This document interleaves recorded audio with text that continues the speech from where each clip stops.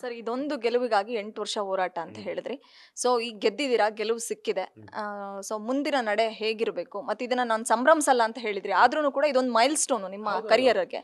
ಅಂದರೆ ನಾನು ಸಂಭ್ರಮಿಸಲ್ಲ ಅಂದರೆ ಎಲ್ರಿಗೂ ಗೊತ್ತಾಗೋ ಥರ ನನಗೆ ಒಳಗೆ ತುಂಬ ಖುಷಿ ಇದೆ, ತುಂಬ ನೆಮ್ಮದಿ ಇದೆ.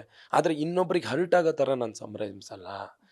ನಾನು ಹೊರಗಡೆ ಎಲ್ಲ ಹುಡುಗರನ್ನ ಹಾಕೊಂಡು ಇದು ಮಾಡಿ ನನಗೆ ಅವರಿಗೆ ಅವ್ರ ಎದುರುಗಡೆ ಮಾಡಬಾರ್ದು ಅನ್ನೋದು ನಂದು ಇದ್ದಿದ್ದಲ್ಲಿ. ಇವಾಗ ನನ್ನ ಫ್ರೆಂಡ್ಸ್ ಎಲ್ಲ ಸಿಕ್ಕಿದಾಗ ಜಾಲಿ ಮಾಡಲೇಬೇಕು, ಅವ್ರಿಗೊಂದು ಖುಷಿ ಇರುತ್ತೆ. ಆಮೇಲೆ ನಮ್ಮ ಫ್ಯಾನ್ಸಿಗೆ ಖುಷಿ ಇದೆ, ಅವ್ರು ಇಷ್ಟು ದಿನ ಕಾದಿದ್ದು, ನಾನು ಕಾದಿದ್ದಕ್ಕಿಂತ ಜಾಸ್ತಿ ಕಾದಿದೆ, ಏನೋ ಅವರಿಗೆ ಪ್ರೈಸ್ ಸಿಗುತ್ತೆ ಅನ್ನೋ ಥರ ಕಾದಿದ್ದಾರೆ. ಸೊ ಅದಕ್ಕೆ ಸಂಭ್ರಮ ಮಾಡಲೇಬೇಕು.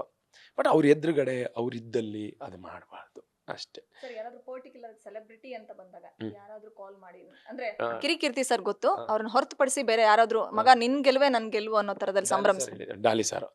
ಡಾಲಿ ಸರ್ ಅವತ್ತು ನಮ್ಗೆ ಗೆಸ್ಟ್ ಆಗಿ ಕೂಡ ಬಂದಿದ್ರು. ಆಮೇಲೆ ಹೋಗೋಷ್ಟೊತ್ತಿಗೆ ಹೇಳಿದ್ರು, ಒಳ್ಳೇದಾಗುತ್ತೆ ಕಣೋ, ನೀನು ಒಳ್ಳೆ ನಟ, ನನಗೆ ಯಾಕೋ ನೀನು ಗೆಲ್ತೀಯ ಅನಿಸ್ತಾ ಇದೆ, ನೋಡೋಣ ಅಂದರು. ಬಂದ ತಕ್ಷಣ ಡಾಲಿ ಸರ್ಗೆ ಫೋನ್ ಮಾಡಿದ್ದೆ ನಾನು, ಅಣ್ಣ ಬಂತಣ್ಣ ಅಂತ. ಡಾಲಿ ಸರ್ ಮಾಡಿದರು. ಅದಾದ್ರ ಮೇಲೆ ನಮ್ಮ ಸುಷ್ಮಕ್ಕ, ಸುಷ್ಮಾ ಮೇಡಮ್, ನಮ್ಮ ಭಾಗ್ಯಲಕ್ಷ್ಮಿ ಹೀರೋಯಿನ್ ಸುಷ್ಮಕ್ಕ ಅವರು. ಅದಾದ್ರ ಮೇಲೆ ಚಂದನ್ ಶೆಟ್ಟಿ ಅವರಂತೂ ಪಾಪ ಓಟೋ ಮಾಡಿದರು ನನಗೆ, ಚಂದನ್ ಶೆಟ್ಟಿ. ಆಮೇಲೆ ಸುಮಾರು ಜನ ಮಾಡಿದ್ದಾರೆ, ಸುಮಾರು ಜನ. ನಾಗಭೂಷಣ್ ಅವ್ರು ಮಾಡಿದರು. ಎಲ್ರಿಗೂ ಖುಷಿ. ಸರ್ ಈಗ 10 ಲಕ್ಷದ ಚಿನ್ನದ ಬೆಲ್ಟ್ ಅದು. ಸೊ ಆ 10 ಲಕ್ಷ ಅಂದ್ರೆ ಒಂದೊಂದು ರೂಪಾಯಿನೂ ಕಷ್ಟಪಟ್ಟು ಸ್ಕ್ರಾಚ್ ಲೆವೆಲ್ ಇಂದ ಬಂದವ್ರಿಗೆ 10 ಲಕ್ಷ ಬಿಗ್ ಅಮೌಂಟ್. ಸೊ ಏನ್ ಮಾಡ್ತೀರಾ ಸರ್, ಏನ್ ಮಾಡ್ಬೇಕು ಅಂತ ಅನ್ಕೊಂಡಿದ್ದೀರಾ ಅದನ್ನ? ಎಲ್ರಿಗೂ ಅದೇ ಪ್ರಶ್ನೆ, 10 ಲಕ್ಷ ಏನು ಮಾಡ್ತಾರೆ ಅಂತ. ಏನಿಲ್ಲ, ಊರಲ್ಲಿ ಅಮ್ಮನಿಗೊಂದು ಒಳ್ಳೆ ಮನೆ ಕಟ್ತಾ ಇದ್ದೀನಿ.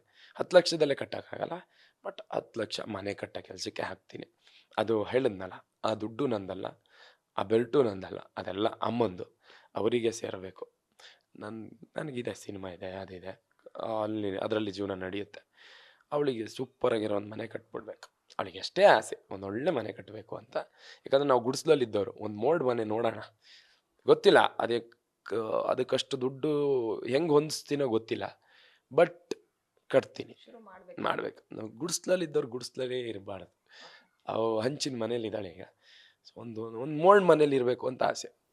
ಅವಳು ಇಷ್ಟಪಟ್ಟಂಗೆ, ಅವಳಿಗೆ ಹೆಂಗೆ ಬೇಕೋ ಹಾಗೆ, ಅದು ಎಷ್ಟು ಕಷ್ಟ ಆದ್ರೂ ಕಟ್ಸ್ಕೊಡ್ತೀನಿ. ಸರ್ ಯಾವ್ದಾದ್ರು ಮನೆ ನೋಡಿ ಮಗ ಈ ತರದ ಮನೆ ಬೇಕು ಅನ್ನೋ ತರದ ಕನಸು ಹೇಳಿದ್ರ ಸರ್ ಊರಲ್ಲಿ? ಇದು ಇದೆ, ತೋರಿಸ್ತೀನಿ. ನನ್ನ ಹತ್ರ ಅದೊಂದು ಮೊನ್ನೆ ಈ ಥರ, ಅದೇ ಈ ಥರದೊಂದು